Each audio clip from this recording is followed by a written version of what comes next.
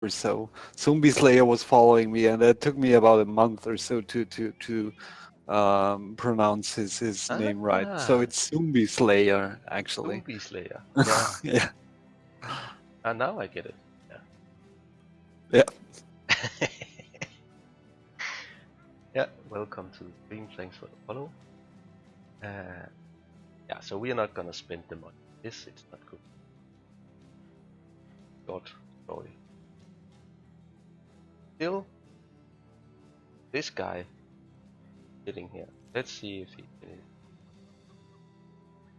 he's straight tension. So what I will do is I'll actually just hire the guy. Ah! Okay, so I was hiring.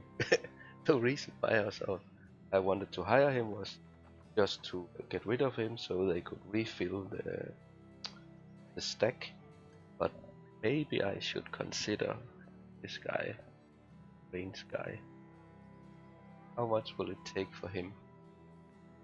So he's gonna be 87 at level 11, maybe 91-ish if we gift it.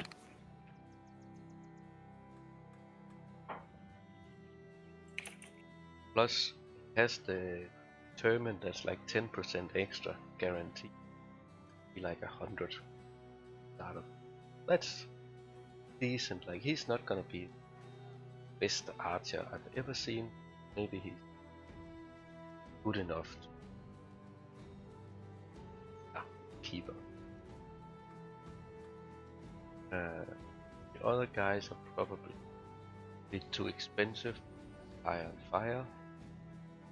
Maybe a bit private guy.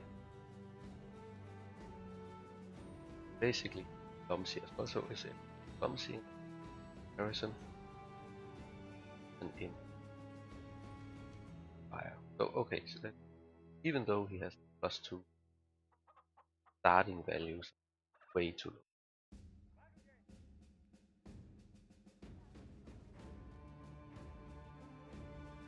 We should probably get you on a lot. Okay, see you later.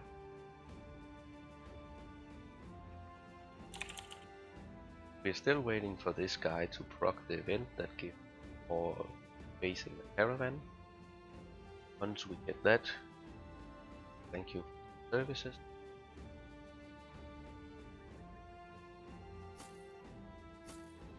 So we need to find a crossbow. I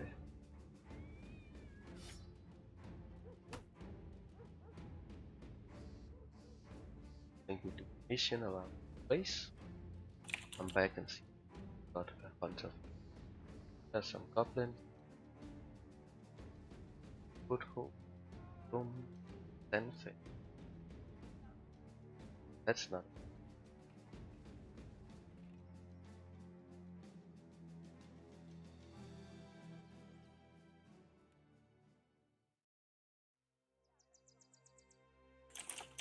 Was it Sensei?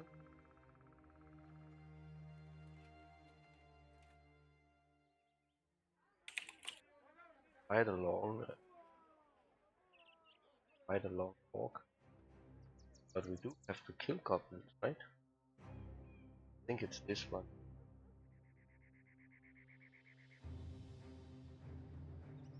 Ah.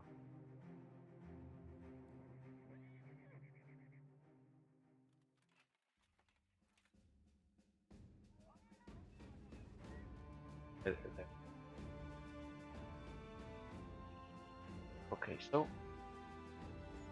probably food. Ah, maybe kill hook. Want to.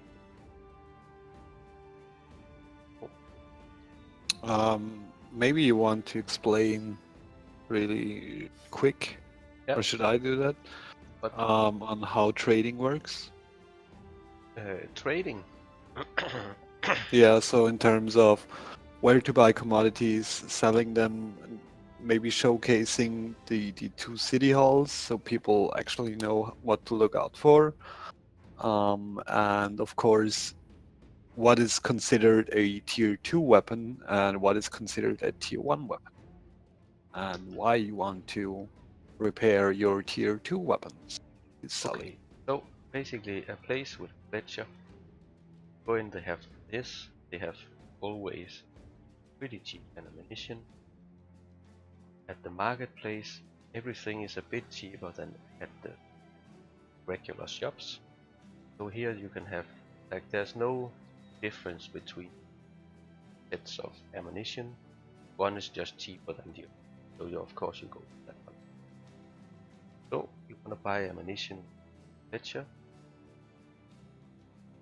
If you don't have a Fletcher around, you go to one of the smaller cities. Smaller cities will have lower prices in general.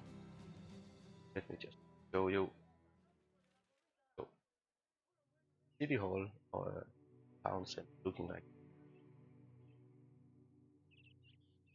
have this is well city, and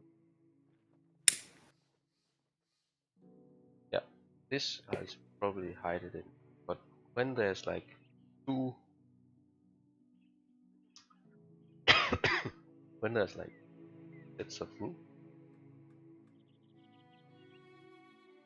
and when it has this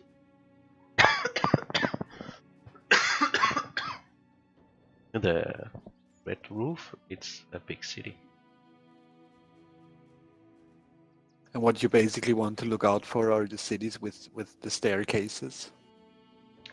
This is a big fortress.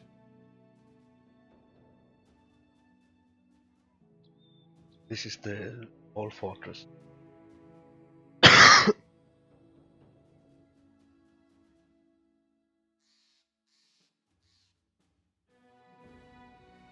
Should I talk a bit about trading in general? Okay, voice done. You can talk. All right.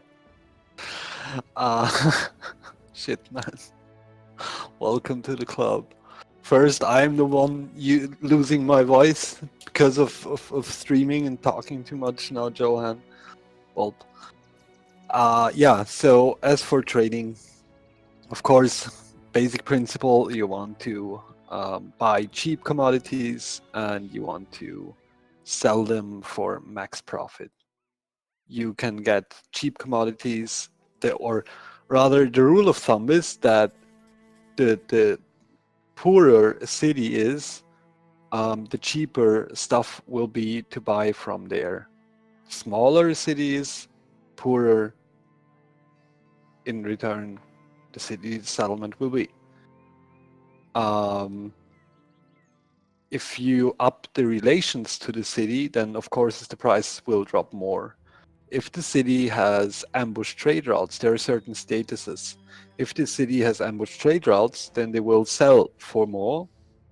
So it's not advised to buy stuff in cities that have ambush trade routes, but it's advised, in return, it is advised to sell stuff in cities that have ambush trade routes because they will probably give you plus 50, plus 70% profit. So let's say you buy quality wood at a lumber camp and you move to one of the two big cities with the staircases. Look out for the staircases. It's not a military settlement, so no Soribs, it's not a 4. It's a civilian settlement. And at these, you will get the highest amount of profit. The description will always read as it's a large town, it's a large settlement, relying on trading and blah, whatnot. Yeah, it will always have something to do with trading. And yeah, the red roof, as he showed. There will always be 2 of them on each map. One probably a harbor city, and the other one somewhere in the fields. And they give better prices than forts, yes. Again, rule of thumb. if you have bad relation to that city, if you fucked up the relation to that city, which you shouldn't, then they will not give you that much profit. So keep the relations to that settlement up. So let's say you bought wood for 200 crowns. That's a pretty good price, or even 190. And you sell it. You sell the same wood in that big city, and you have open relations to them because you did a contract or two. Then you will probably sell that wood for, instead of 200, 210, 220, you will sell it for 260, 250, 270. If they have ambush trade routes, you will even sell it for 300. So you get 100 crowns of profit per stack of quality wood. Buying 3 quality wood nets you 300 crowns just by buying that stuff and selling it at the city. Then again, you have to take into account if that city, if that settlement, the big staircase city, if that settlement has attached some form of commodity building, like say an amber collector or even a copper vein, then of course they won't buy your shit because they can produce it for themselves. So yep, that's basically what you want to look out for. These always sell your stuff in these cities with the staircases and the red roof. That's where you get the most profit out of it. On top of that, you want to sell your gear, right? I mean, you're farming raiders, so the point in the game where your crowns will just skyrocket is basically when you're able to consistently farm raiders for their gear, for their weapons, and selling their stuff. Don't sell your stuff in just the next city. Sell it again in the 2 big cities with the staircases, and repair your tier 2 weapons and above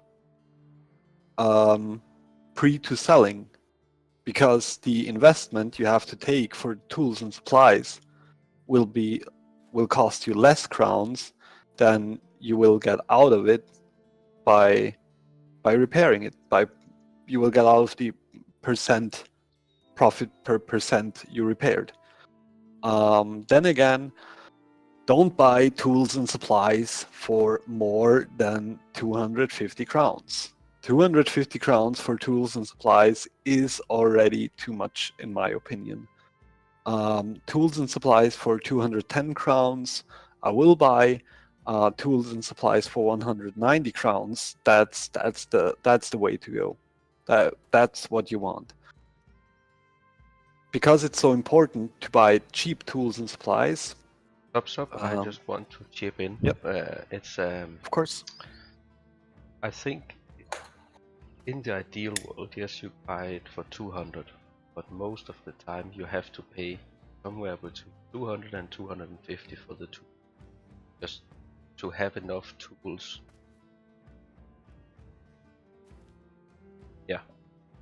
Yeah. I mean that's just me. I refuse to play on maps where I have to pay more than 220 crowns for tools and supplies. That's just me. Yeah, just really quick. Yeah, okay, go ahead. Cheap tools and supplies you can buy in military settlements, even more so if they have workshops attached to it. That will mean that you can buy 6 tools instead of 3. And anywhere where a metal vein like copper, iron, whatever is attached to that settlement, you will get cheaper prices on the tools and supplies. Again, better relations, lower prices. All right, that's it.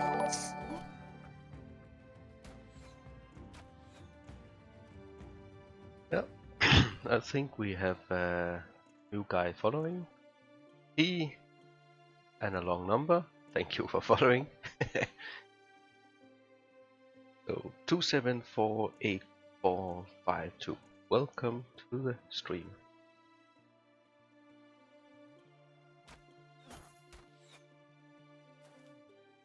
So I think my voice has covered a little bit. So basically we started out with a horrible situation up here.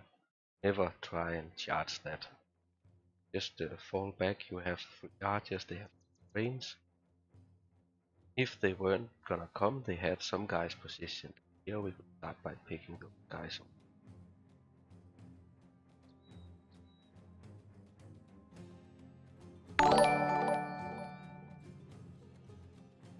Hello, Redman Brendo, welcome. And welcome to MO77PD. Thank you for the follow. I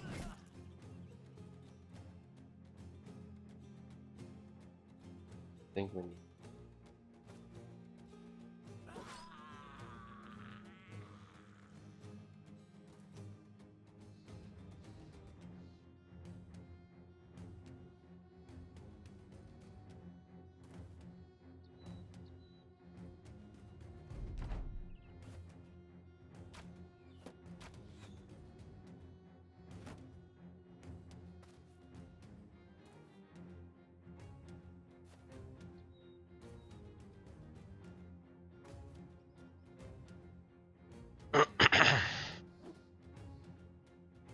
yeah, so I'm a bit quiet today, and a bit more about the tactics and so on, but the voice is dying, so I'll minimum and let's say more smashing brigands and so on. Okay, then I will interact with the chat and you will just cut in whenever you feel like. Yeah, Is that okay for you? Yeah, we have Sub joining the channel. Know him, check him out, he does a lot of Battlefield well, and has for a long time. Well, yeah, channel compared is to me. yeah, like I'm streaming. Maybe a small introduction for the guys of you that don't know me. I'm Subsub. I have a channel too. Couldn't stream for the past half week or so because I had the same issue that Joanne is suffering from right now. And so I had to take a few days off. I'm streaming on a regular basis though. And yeah, for 2.5 months, I think. I learned a lot from Joanne, so I consider Joanne being my sensei. In the same way, like we're talking to you guys right now, we will do that on my channel. I usually always have a co-moderator with me. Yeah, and I just answer a lot of questions. Yeah. Hey there, Rudy.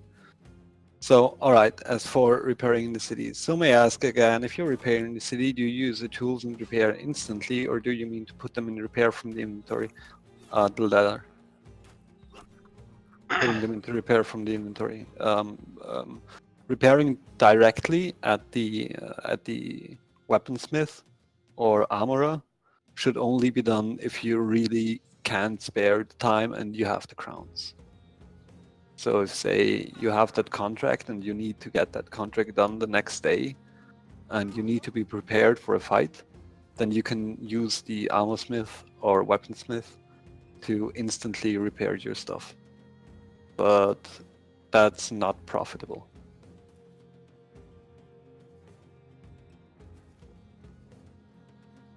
Yeah, on a quick note, I'm just making sure the brigand leader is not getting away with my fighting act. And when I say my fighting act, it is fine in a little bit. I will use the time and sending a quick list of decent or cool map seeds to the chat. Go to my channel and check out my commands actually. So he doesn't have anything but the axe that he wants, so I think I'm just gonna kill him without the daggers time. So there you go, guys. Some map seeds for you. The all-time favorite is actually Johan's map of the month from April. It's a really cool map. I like it a lot. And the good starting brothers map are in fact insane starting brothers. And the other twos are super good too, starting out with two guys with iron lungs.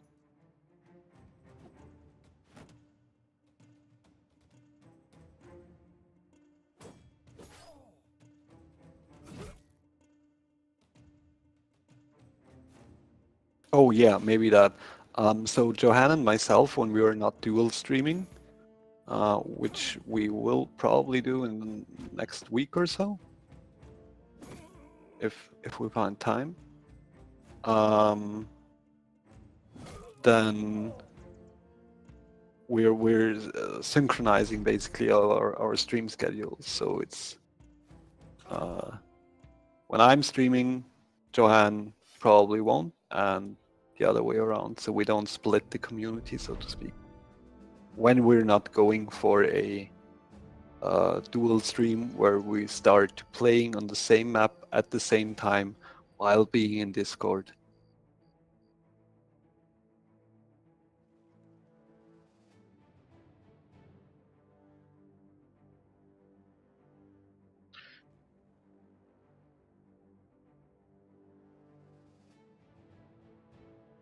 So basically, we didn't get the fighting axe, so that's a bit sad. But that's how it is. I think I will upload it. I just hate going against this many marksmen if there's no good price.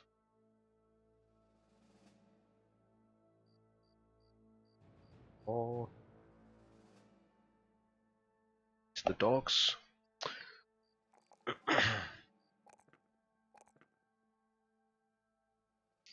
He's about ready to graduate as a panda as well. Also have a couple of guys. Really hoping to them get shape.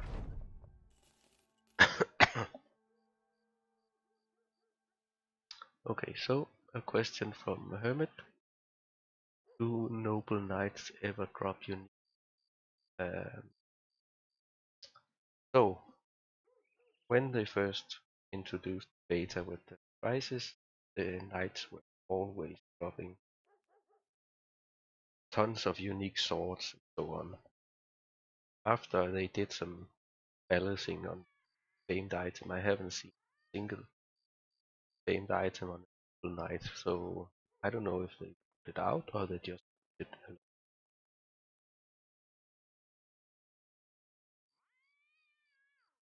Either way, I think it's a shame. So there's not that many famed items. Famed items you get from the noble knights are never gonna be super powered. Rudy, I think I'm just very quiet because my voice is tired.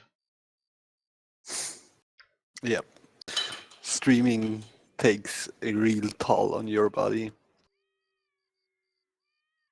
Just it just does.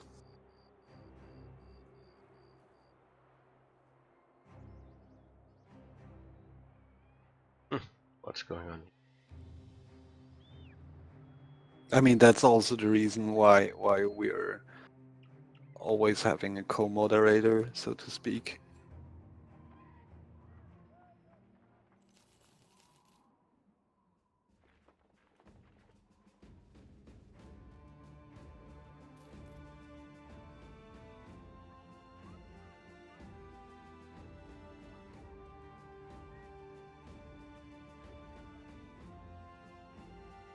Okay, so we can kill some orcs. I think we should be able to handle orcs at this point. So let's try.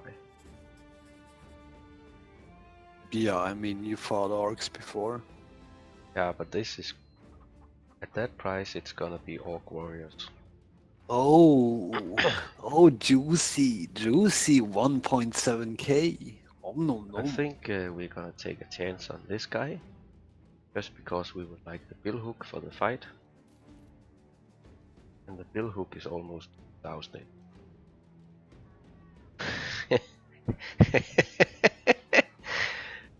So maybe this is our new archer. Okay, you can find archers where you don't expect it, I guess. Oh, nice. Oh, yeah, now I see him. Yeah, it's basically quite good stats for an archer. Okay, so let's take Yeah, or hybrid. Hybrid with billhook and crossbow until he's strong enough. yeah, if we go for the orcs, I think we have to up a bit. You're not gonna do that anytime soon.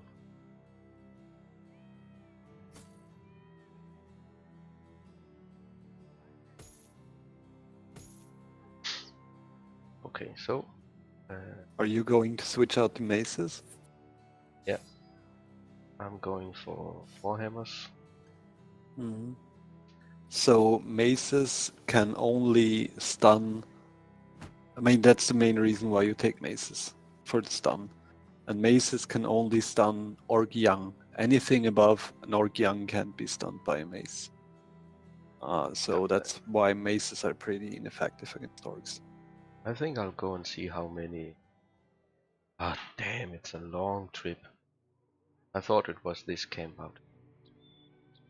Okay, we better start walking.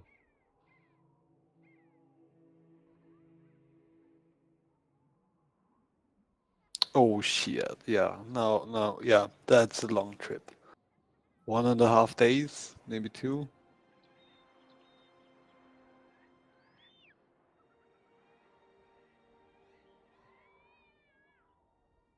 My throat starts hurting again.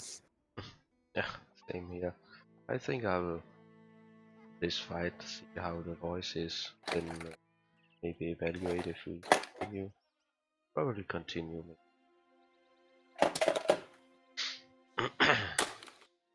But I think Pan just came online, so he can take over. Yeah, co-streamer. Yeah. I told him that he should start streaming, but he's just too lazy. He said, "No, I have to study." And I said, "Bro, you're not studying. You're re-rolling maps anyways." So Yeah, that's likely. So we need to bring the sergeant sometimes. Then.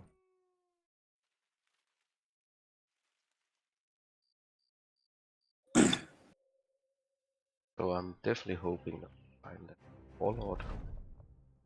Ah, okay. So what do we have here?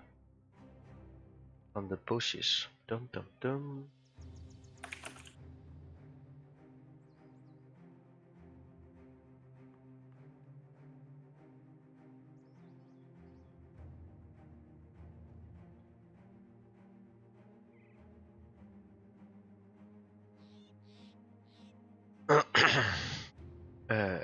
So we can choose to follow him. I think there's two outcomes.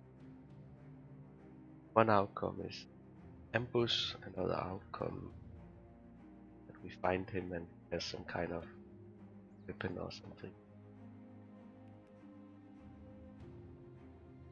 Unfortunately, I just swapped out all the shields. Don't have much of defense.